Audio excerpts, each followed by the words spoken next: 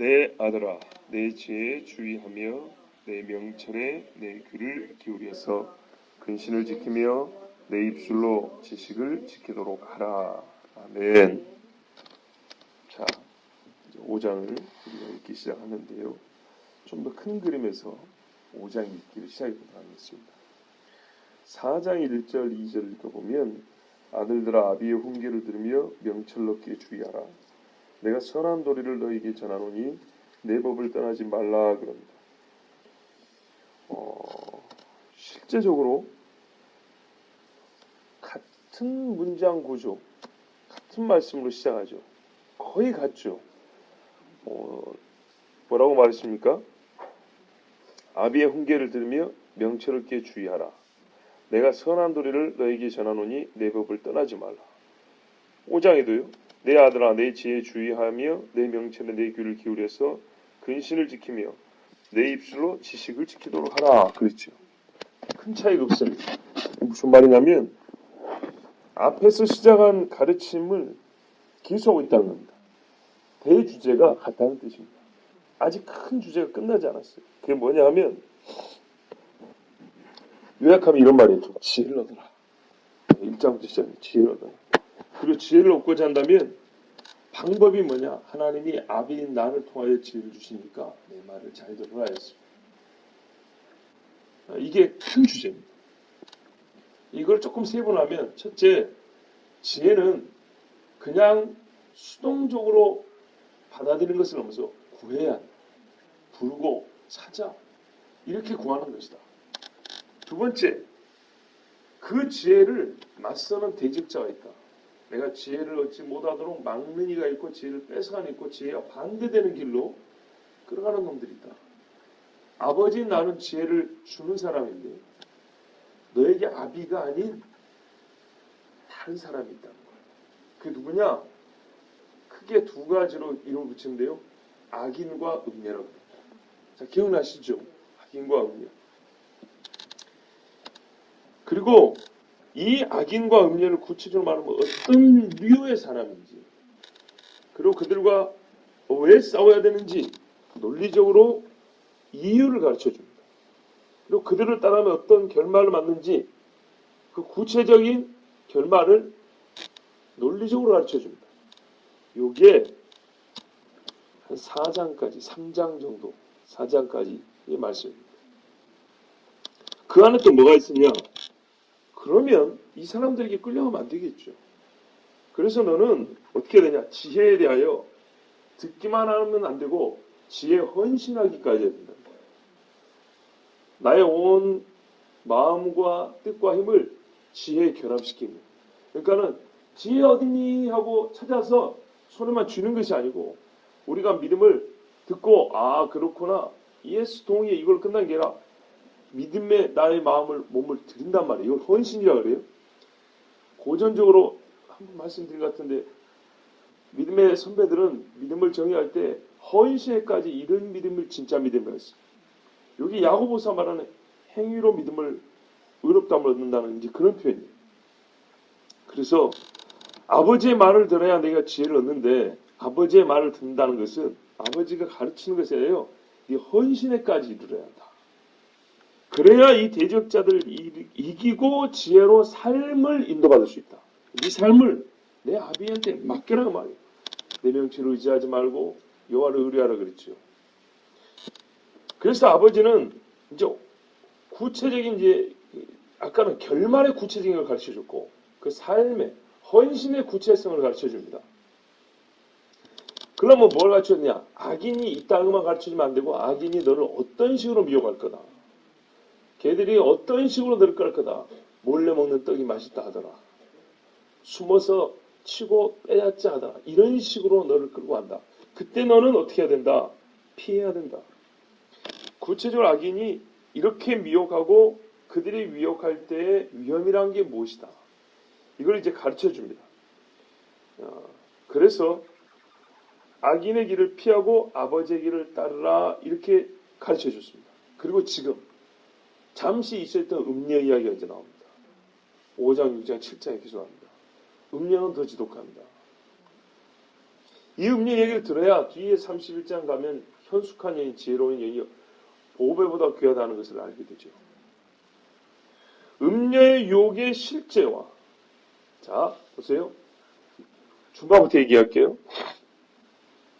악인과 음녀를 따라가면 그 결말이 사망이라고 가르쳐줬어요. 근데 이 악인과 음녀가 나를 어떻게 끌고 가냐? 이 얘기했어요. 잠깐 얘기해줬어요. 논리적으로. 그래서 그걸 피해야 된다고 가르쳐줬어요. 이러니까 피해야 된다고. 근데 실제적으로 그 논리적인 것이 생활에서 어떻게 나타나냐를 또 다시 말씀했어요. 그러니까 계속 반복됐던 거예요. 말씀해 주시는데 악인에 대한 얘기까지 어느 정도 하셨어요. 그 이제 음녀 이야기를 실제 이야기래요. 내가 보니까 젊은 놈들이 이렇게 하더라. 어떤 요상한 여자가 이렇게 하더라. 실제적인 하나의 말하면은 과정 이야기라는 거예요. 그 중간 부분. 그래서 이 음녀를 따라가지 않도록 그리고 지혜를 지키도록 이렇게 말씀을 합니다. 자, 음녀의 유혹이 생활에서 어떻게 나타나냐? 그걸 어떻게 이길 거냐? 그걸 가르쳐 주는데요. 이길 수 있는 것은 역시 아버지의 법이라는 겁니다. 악인의 길을 따르지 않냐고 아버지의 길을 따르는 것이고, 음녀가 미워하는 대로 그게 옳다 하고 끌려가지 말고 너에게 이미 정해진 아버지의 법 울타리가 있어요. 그 안에서 살라는 겁니다. 이거를 가르쳐 줍니다. 그런데 이제 앞으로 읽게 되겠지만 예를 들어서 어떻게 하면 아버지의 법을 지킴으로 네가 음녀에게 끌려가지 않느냐 할 때 예를 들면 소위 억지법이 아닙니다. 참아야 한다. 견뎌야 한다. 그냥 무조건 눈을 돌려야 한다. 이런 식이 아니고요. 조금 더 지혜로운 방법을 가르쳐줍니다. 뭐랄까요? 좀 더 적극적인 대처법이죠. 예를 들면 어떤 거냐면 내 품에 있는 아내를 사랑하고 즐거워하라입니다. 자, 왜 이런 말씀을 주는지 아시겠죠? 총기 사고 나면 뒤지는 거예요. 이렇게만 가르쳐 주는 게 아니고 총을 적극적으로 쓰는 걸 가르쳐 주는 거죠. 굳이 총알을 낭비 안 한다 이 말이죠. 그런 것처럼 이제 남자의 경우에 음녀가 있고 아내가 있다 이 말이죠. 그러면 음녀에게서 안 끌려가려, 음녀에게 안 끌려가려고 막 애만 쓰는 게 아니라 그 힘을 아내를 사랑하는 데 쓰면 되는 거예요. 그러면 이쪽으로 안 가게 되죠. 자, 이렇게 정말 실제적으로 가르쳐 줍니다. 그럼으로써 우리 기독교인들에게 보편적 하나님의 윤리, 성경적 윤리를 가르쳐 주는데 음행과 결혼은 대립구도에 있다는 걸 가르쳐 줍니다. 그래서 오죽하면 신약에서도 뭐라 해요? 음욕이 분불듯하면 결혼을 해라. 그러잖아요. 저기 머리 깎고 저 산속에 들어가지 말고 결혼해서 살아라. 왜 하나는 거 안 하고 막 그러면서 뭔 척 하다가 나쁜 짓을 하냐. 이 수도사들 저기 신부들 봐보세요. 간혹 산에 보면은 중들이 여자 승려들하고 아니 승려한다. 여자 그쪽에 신도라고 해야 될까요? 산에 오르는 걸 볼 수가 있어요. 뭐 취미로도 가능한데 썩 취미로 그렇게 보기에는 좀 이해가 잘 안 됩니다. 오히려 목사들은 이해가 돼요. 교인들하고 같이 본래 우리는 다 같이 다니니까 괜찮은데 중들은 도 닦는 사람들 아닙니까? 근데 남자 중이 여자 신도들 이렇게 가지고 막 이렇게 다닌다는 거는 별로 그래요. 우리는 본래 하나님 주신 자연을 즐기면서 할렐루야 찬송하는 그런 신앙관인데 저 사람들은 그러면 안 되잖아요. 속세를 따라서 그냥 파 묻혀 사는 사람들이잖아요. 얼른 이해가 안 돼요. 자, 하여튼 음행과 결혼은 대립되어 있다는 것과 쾌락과 사랑은 결코 같지 않다는 겁니다. 그걸 깨닫게 해주면서 음행과 쾌락의 길을 멈출 수 있는 것이 바로 결혼과 사랑이라는 것 지혜롭게 가르치고 있습니다. 청년들이 기독 청년들이 참 젊어서 배우면 좋은 것이죠. 예. 제가 옛날에 20대 때 쓴 시가 하나 있어요. 사랑은 규격 봉투에 들어가지 않습니다. 라는 거였어요. 예. 작은 뭐 시인지 에세이인지 오래돼서 생각이 안 나는데 하여튼 이 말씀 준비하면서 떠올랐어요. 사랑은 규격봉투에 들어가지 않습니다. 각자 사랑에 대해서 느끼는 건 비슷한데 시작한 계기라든지 나 같으면 저 사람 안 사랑할 것 같은데 누구는 사랑한다 이런 걸 보면 규격봉투 있잖아요. 편지 보낼 때 우표 하나 붙이면 가는 규격봉투 여기에 딱 들어가는 게 아니에요. 사랑은. 그런데 말이죠. 시작한 사랑을 지키기 위해서는요. 그 시작한 사랑을 역설적이지만 자유롭게 누리고 싶으면요. 규격봉투 안에 넣어서 사랑해야 돼요. 그러니까는 한국식으로 말해서 깡패 새끼를 좋아하든 좀 이제 너무 극단적이지만 이해하십시오. 창기를 좋아하든 그거는 규격봉투에 들어가잖아요. 꼭 이런 사람만 사랑한다 이런 건 아니에요. 근데 이제 사랑을 했어. 나의 사랑하는 그 사람, 그 여자를 지키려면 그때부터는 규격봉투를 만들어서라도 들어가야 돼요. 뭔 말인지 아시겠죠? 그렇습니다. 자, 요것을 이제 아버지가 가르치기 시작하는 거예요. 음녀래요. 근데 음녀는 더 지독해요. 그래서 3장에 걸쳐서 말씀을 합니다. 구체적으로 이렇게 너를 미혹할 것이고 그게 교묘하게 가리고 있지만 풀숲에 가르친 독사처럼 그렇게 있다. 그래서 네가 그걸 가려내야 되고 그냥 풀숲을 안 들어가면 되지요 이럴 것이 아니라 네가 더 좋은 길이 있다는 걸 알고 그 길을 오히려 더 활용하는 법을 배워야 된다. 이렇게 해서 이제 아버지가 가르쳐 주시는 말씀이니까 잘 들어보겠습니다. 내 아들아 내 지혜에 주의하며 내 명철에 내 귀를 기울였어. 번역이 잘못됐습니다. 기울였어가 아니고 기울이라. 단호한 명령입니다. 4장 1절에도 명철하게 주의하라 그랬죠. 기울이라. 아버지가 아들에게 아버지 자신의 지혜와 자기 명철을 지금 주고자 합니다. 뭐 지금까지도 줬고 앞으로 좀 계속 주고 있습니다. 아버지는요. 아들이 지혜롭기를 원해요. 정말로. 어릴 때는 IQ가 높기를 바라고 학교 시험 점수를 잘 받아오기를 바랍니다. 그런데요. 조금씩 더 지나가면서 내 아들이 정말 지혜로웠으면 하는 경우가 있어요. 학교 시험은 시험지 한 장에 몇십 개의 문제가 나오지만 인생 시험은 그렇지 않아요. 딱 한 문제가 수백 페이지로 나와요. 그거를 풀려면 지혜가 있어야 해요. 시간도 많이 주지 않을 때가 있어요. 또 어떤 거는 아무리 시간이 줘도 지혜가 없으면 시간과 무관하게 안 풀리는 문제들이 있어요. 그 지혜롭기를 바라요. 명철, 이건 아버지가 아들 갖기 바라는 능력이에요. 능력. 그리고 전에는 이게 얼마나 지금 주고 싶은지 전에는 아버지가 뭐냐면 내 말이나 말하는 것에 네가 힘을 써야 한다 이랬는데 그 말에 정체를 밝혀줍니다. 지금까지 뭐냐면 너는 지혜를 구하라. 지혜를 구하려면 하나님이 내 말을 해주니까 내 말을 잘 들어야 한다 이랬는데 지금은 아예 내 말이 지혜라고 그럽니다. 내 지혜, 내 명철. 지금까지 아버지가 말해왔던 그 말의 본질을 정체를 가르쳐줍니다. 사실은 내 자신이 지혜다. 우리가 그래서 그동안에도 이렇게까지 명확하게 말을 안 했기 때문에 이때를 기다린 거죠. 그 앞에서는 말했어요. 결국 아버지가 누구겠습니까? 하나님 아니시겠습니까? 이렇게 말했는데 지금 여기서 아버지가 이제는 서서히 말하다가 본격적으로 말해요. 내 지혜, 내 명철 이렇게 말합니다. 그런데요. 인간에게 있어서요. 내 지혜가 생명이고 내 명철이 능력이다. 이렇게 말할 수 있는 실제적인 육신의 아버지는 없어요. 다윗도 그렇게 멀어 솔로몬도 그렇게 못해요.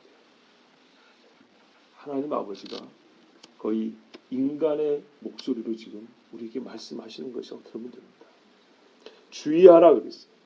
주의하라 이걸 한자로 해서 하면 훨씬 이 말이 이해도 되고 진짜 말로 주의가 됩니다. 마음에 새겨서 조심하라는 겁니다. 그냥 주의하라 하면 우리는 보통 조심하라로 이렇게 바꿔서 말하는데 본래는 새겨서 조심하라는 엄청나게 최고의 조심을 하라는 그 말입니다. 지워지지 않을 정도로 새겨가지고. 그러니까 100이면 100 항상 떠올라야 된다는 얘기입니다. 그러니까 하나님의 말씀을 때 마음의 판에 새기라 그러잖아요. 한 번도 내가 깜빡 잊었어요란 말이 아예 나올 수가 없을 정도로 100% 매번 떠올라야 된다는 겁니다. 그래서 여러분 마음에 걸리는데 시간이 걸려요. 마음에 새기는데 시간이 걸리고 마음에 새기는 작업에는 어떤 과정이 필요해요. 그럼 마음에 새기면 어떤 결과를 얻을 수 있는가도 우리가 생각해 봐야 돼요. 그 결과는 이미 말씀드렸어요. 어떤 일이든 간에 항상 떠오르게 돼 있어요. 항상. 아니 세상에 사고만 다니도 유식한 말로 트라우마라 그러잖아요. 항상 떨어져 밥을 못 먹어요. 사람이 잠을 못 자고. 자, 그 이상이 돼야 돼요. 좋은 의미로. 어떤 결과를 얻는다고요? 하나님의 말씀을 배제하고 떠올리지 않고 아무 일도 할 수 없는 정도가 돼요. 그러면 어떤 과정을 거쳐야 되냐?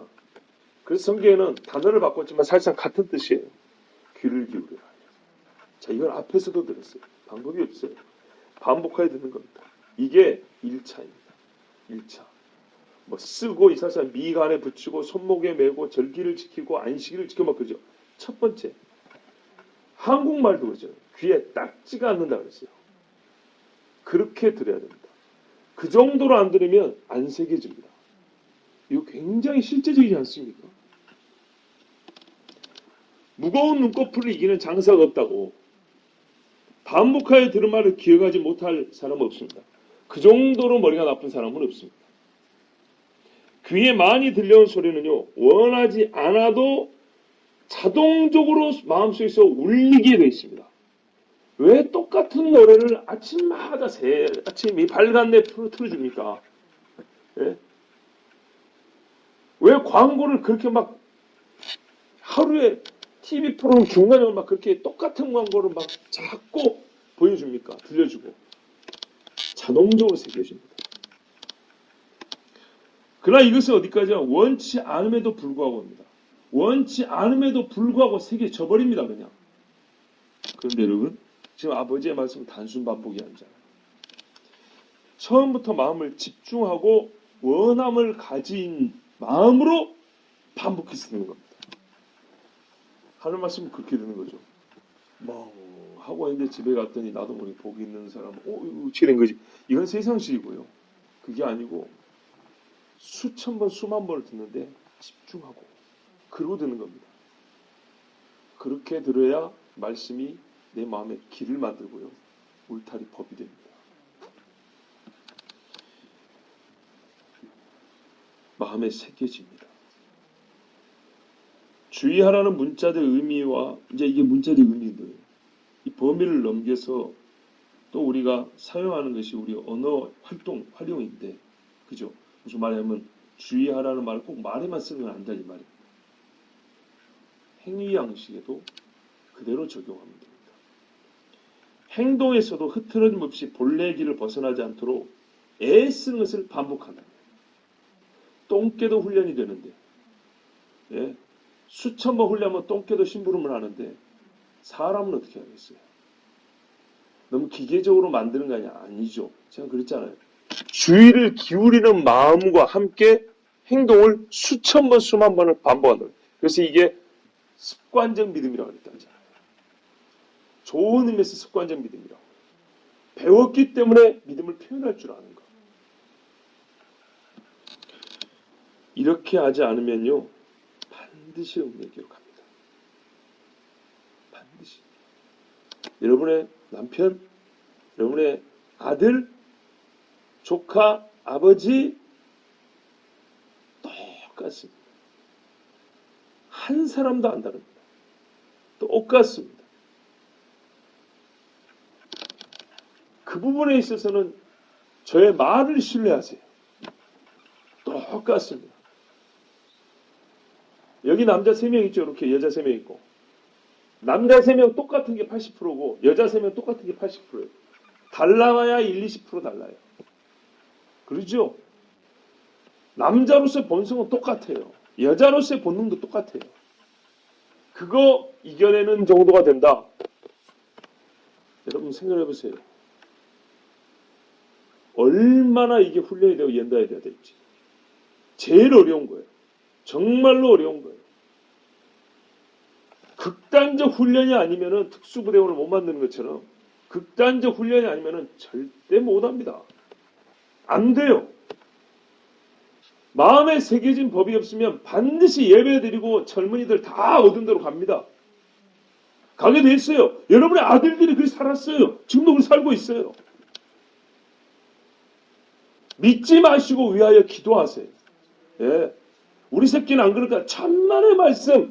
꼭 그놈이 그래요. 절대 믿지 말고 하나님의 말씀을 귀에 딱지 않도록 읽어주세요. 그리고 통금 시간도 정해주세요.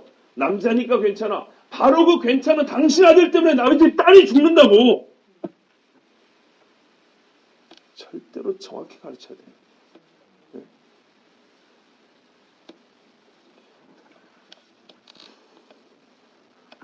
못된 엄마들이죠. 나는 뭐 아들 있으니까 걱정 없고.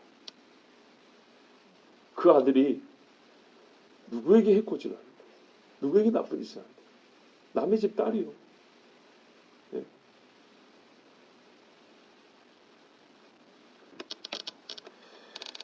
자, 여러분, 그래서 아버지가 반복하여 말씀하면서 내 지혜에 주의하라, 조심하라 그러면서 행동까지 하나하나를 이제 뒤에 보면 가르쳐 줍니다.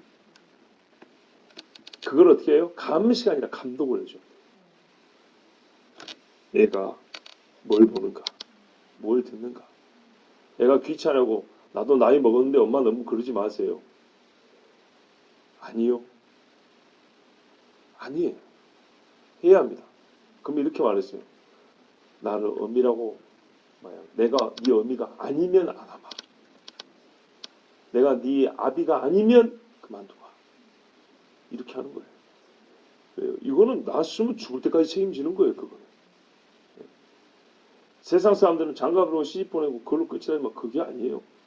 자립하면 끝이에요. 그거는 세상 방식이에요. 누가 성경이 그래요? 성경은 그렇게 말하지 않아요. 뒤에 가보세요. 르무엘 왕의 어머니가 뭐라 합니까? 아, 자식이 왕이에요, 왕. 그런데 가르친 거 보세요. 그 밑에 IQ 좋은 사람, 세상에서 많이 배운 모사들이 몇 명인데 어머니도 거기서 나서서 뭐라고 말합니까? 근데 지혜로운 왕은 어머니 말을 들어요. 이 시대 교육은 보여주는 것에 주의하라 그럽니다. 보여주는 것에 주의하면 틀리는 겁니다. 그리고 오래가는 교육, 마음에 새겨지는 학습은 귀로 들어가는 것입니다. 예전에 말씀드렸지만 제가 대학원 달 때, 신대원 달 때인가 그때 막 기독교 교육학 박사학위 받고 돌아온 교수가 있었어요. 셰퍼드 시간에 설교를 하는데 그 목사님이 뭐라 하냐면 눈으로 보는 것은 자극적이어서 순식간에 사람들이 집중을 하고 주의를 기울이고 들어간대요. 그래서 그래프 뭐 확 올라간대요. 지속되는 시간이 6개월이래요. 뚝 떨어져 버려요. 귀로 들어가면 늦게 들어가지만 평생 간대요. 여기 여러분 이 말이 21세기 미국에서 교육학을 배운 사람의 말입니다. 그런데도 수업할 때는 전부 다 영상 기록하고 있어요. 뭐 시각적 효과를 표현한대요. 그러나 그림으로만 되는 건 아니죠. 거기 그냥 말을 붙이죠. 반드시 말이 있어요. 오래가는 것은 말입니다. 그래서 책이 있는 거예요. 글이라고요. 문자라고. 눈으로 들어가는 것은 속도는 빠르지만 새기는 힘이 약해요. 반복의 효과는 다 있지만 그 자체로서 보는 것과 듣는 것, 새기는 힘은 어느 게 더 세냐 하면 듣는 것이 새기는 힘이 훨씬 셉니다. 여러분 우리 교회에 장비가 없어서 교육 자재가 부족해서가 아니라 부족하기도 하는데 그런 거 사실 없어도 됩니다. 우리 어린애들에게요 본래부터 지혜와 명철을 들음으로써 하나님이 가르치고 배우려 했기 때문에 우리 교회 자녀들은 진짜 성경적인 방식으로 지혜와 명철을 배우고 있는 중입니다. 애들 인성교육도 저기 지리산 청학당인가 뭔가 보낼 필요가 없다니까. 주를 알아서 믿음의 어른들 품 안에서 하루 보내게 하는 것이 얼마나 큰 교육이 되는지 모릅니다. 거기다 밥도 같이 먹으면 더 좋은 건데. 어른들하고 함께 밥을 먹는.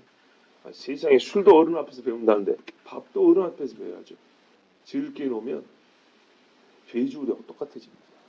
지저분하다 뿐만 아니라 욕심이 하늘을 찔러요. 어른이 있어서 나누는 것도 가르쳐주고, 양보하는 것도 가르쳐주고, 절제하는 것도 가르쳐주고, 자세도 배우고, 얼마나 중요한지. 자, 2절 보십시오. 우리 번역이 아까 1절에서 틀렸죠. 기울이라 그랬죠. 우리 번역은 기울여서 뭐뭐 하도록 해서 연계형입니다. 부드럽게 연결되어 있어요. 서로 관계가 특별하지 않고 1, 2절이 하나인 것처럼 되어 있습니다. 근데 원래 말은 1절이 명령이고 2절이 목적입니다. 이렇게 해라. 왜냐하면 뭐뭐 하기 위함이라. 분별력을 갖고 내 입술로 지식을 지키게 하기 위함이다. 입니다. 자, 뭐뭐 하기 위함이라. 지혜에 주의하지 않으면 명철의 귀를 기울이는 일을 게을리하면 분별력도 없고 입술에서는 망령된 말을 하고 쓸모없는 말, 또 쓴물만 나옵니다. 여러분, 살면서 분별해야 할 일이 얼마나 많은지 세어보면 참 어마어마하게 많다는 것을 깨닫게 됩니다. 지금껏 살면서 분별하고 나눠야 할 일이 얼마나 많은지 한번 생각을 해보십시오. 비유컨대 마치 OX 퀴즈를 최고 난이도로 쉴 새 없이 풀면서 살아왔다 해도 과언이 아닙니다. 그럼 항상 맞는 답을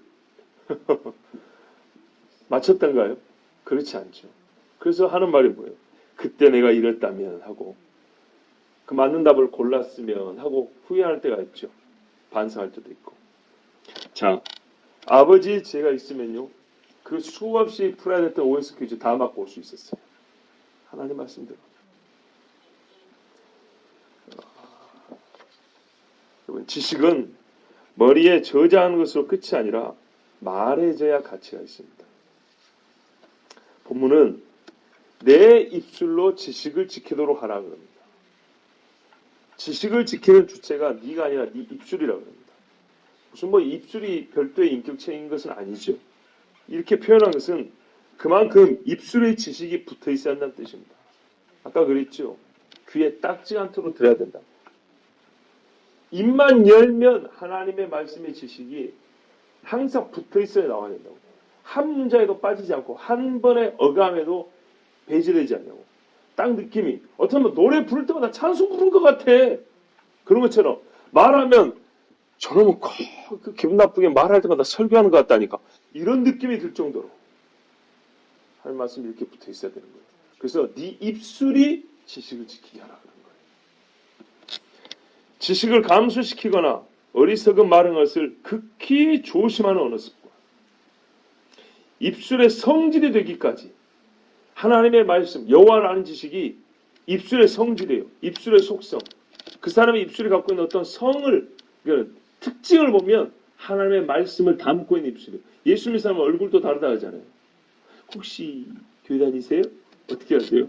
인상이 그런 것 같아서 좀 못마땅하긴 하지만 그런 것처럼 말하는 게 꼭 재수가 없는데 교회 다니세요? 예. 어쩐지 우리하고 좀 다르더라 했어. 뭐 이런 거 정도는 들을 수 있어야 된다 이 말입니다.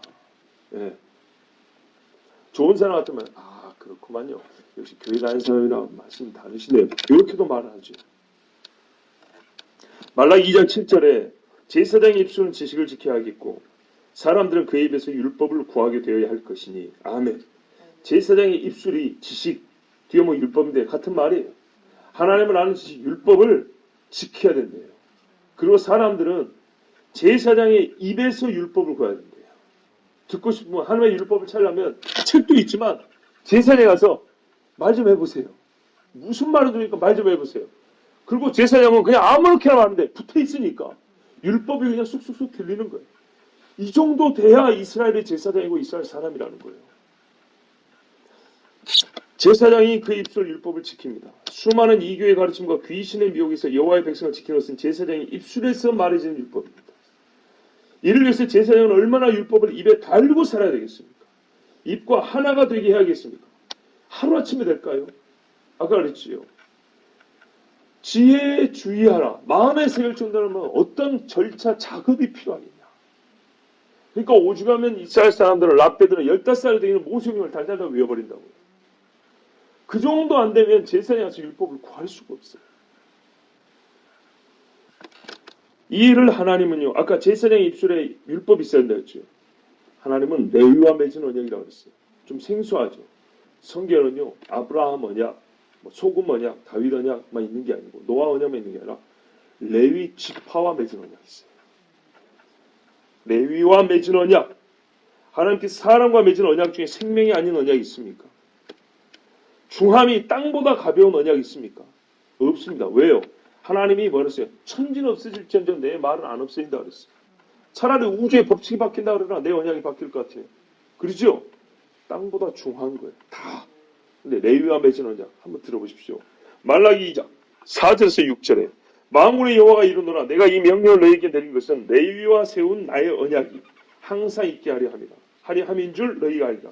레위와 세운 나의 언약은 생명과 평강의 언약이라. 보십시오. 내가 이것을 그에게 준 것은 그로 경외하게 하려 함이라. 그가 나를 경외하고 내 이름을 두려워하였으며 그의 입에는 진리의 법이 있었고 그의 입술에는 불의함이 없었으며 그가 화평함과 정직함으로 나와 동행하며 많은 사람을 돌이켜 죄악에서 떠나게 하였느니라. 아멘. 레위와 맺은 언약이 생명과 평강인데 뭐죠? 핵심의 요소, 핵심 요소 뭐죠? 그 입술에 있는 진리라는 거예요. 이 말씀 다음에 2장 7절이에요. 그래서 레위가 어떻게 해요? 이런 언약을 맺었기 때문에 너는 하나님의 말씀 지식을 지켜야 된다는 거예요. 그래서 지식이 율법이라고 우리는 당연히 추론할 수 있는 거예요. 그런데 안타깝게 밑에 8절에 가면 어떻게 하면 이스라엘 백성이 레위가 하나님과 맺은 언약을 깨뜨려 버렸대요. 깨게 만들어 버렸대요. 이게 진짜 병이면서 망조입니다. 하나님과 맺은 다윗 언약 싫다 깨버려. 아브라함 언약 깨버려. 노아 언약 깨버려. 레위 언약 깨버려.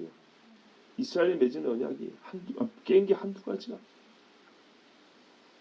레위는 여호와의 말씀을 말해야 했고 아버지는 아들에게 말해야 하며 아들은 배운 말씀을 말하며 살아야 합니다. 말해지는 지식이어야 음료를 이깁니다. 예. 말해지는 지식이 되기 위하여는 여러 가지 덕성이 갖추어져야 하는데 최소한의 사리 분별이 있어야 합니다. 양심이 살아있어야 하고 말할 때와 말하지 말아야 할 때를 분별해야 합니다. 또 용기와 희생정신도 필요합니다. 어떤 이는 잘난 척하는 마음이 커서 용기 있는 자보다 더 많은 말을 하기도 하겠지만 말하지 않은 지식을 말하는 데는 용기가 있어야 합니다.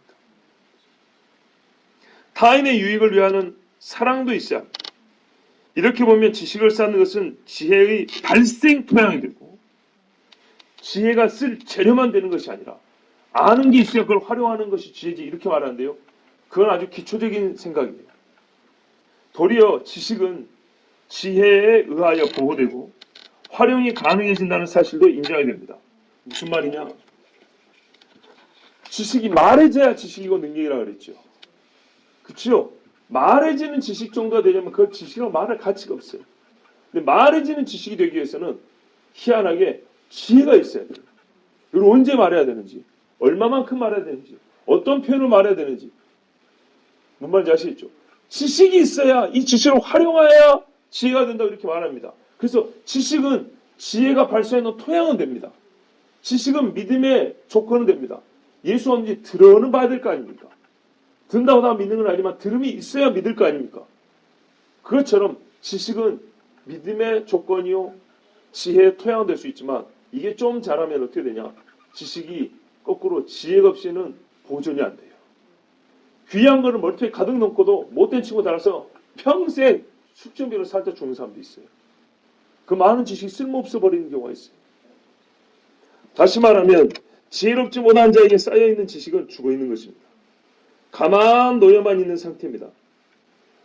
법전을 달달 외워도 리걸 마인드랍니다.